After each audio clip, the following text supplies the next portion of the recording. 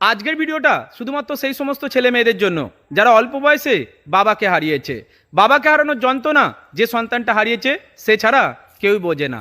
বাবাকে হারানোর পরে আশেপাশের মানুষগুলো কিভাবে বদলে যেতে পারে, যে সন্তানটা বাবাকে হারিয়েছে সেই একমাত্র বলতে পারবে।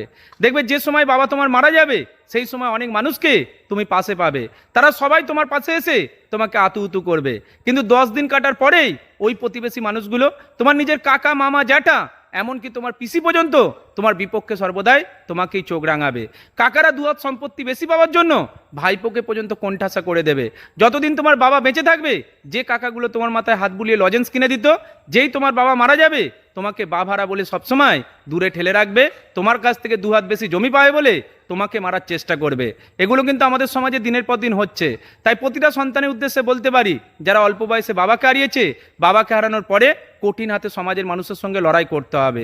বাবাকে হারানোর পরে কখনোই নিজেকে দুর্বল মনে করা উচিত নয়, কারণ তুমি যত বেশি দুর্বল হয়ে পড়বে, মানুষ ততই তোমার সুযোগ নেবে।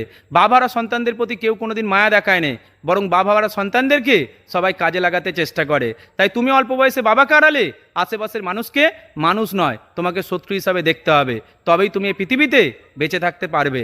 তা না হলে বাবাকে হারানোর পরে নিরাপত্তার অভাবে তোমারও একদিন মৃত্যু হবে। সংসারকে বাঁচিয়ে রাখাটা পুরোপুরি তোমার কাছে অসম্ভব হয়ে পড়বে।